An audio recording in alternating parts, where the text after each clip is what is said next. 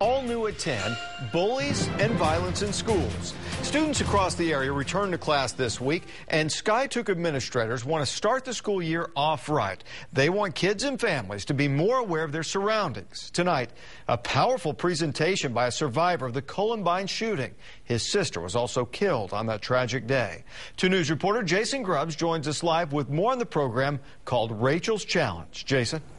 And Russ, that tragic day is still very much with Craig Scott and his family. He hopes tonight's message affects at least one student here in Green Country. My sister was a real person. She was real to people.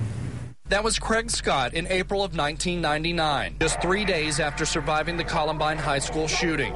His sister Rachel was the first one killed. Tonight I want to share with you a story. It's a simple story and a true story. Today, Craig travels the country promoting Rachel's Challenge, a bullying and violence abatement program. Craig says his sister's journal entries have moved people to change. My definition of compassion is forgiving, loving, helping, leading, and showing mercy to others.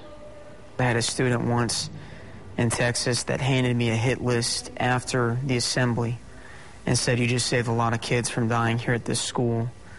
I've seen football players apologize to kids that they put down. With school starting in Skiatook on Thursday, the district wanted to start its year with Craig's message, and several students and their families wanted to hear what he had to say. You know, we are in a small town in a rural area, but that doesn't mean that it can't happen here. Larry Fisher has one son that's a freshman and another in 7th grade.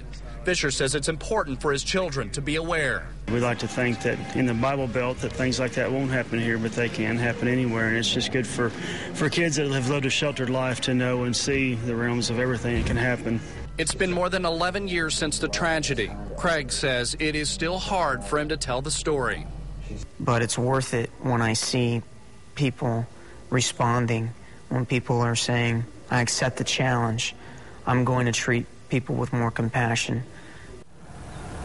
Very moving presentation tonight. A lot of tears in that auditorium here at Skiatook High School. By the way, state lawmakers are making efforts out in Oklahoma City to do something about bullying and violence on school grounds. Reporting live from Skiatook tonight, Jason Grubbs, 2 News, works for you. Jason, thanks. So we want to know what you think. How big of a concern is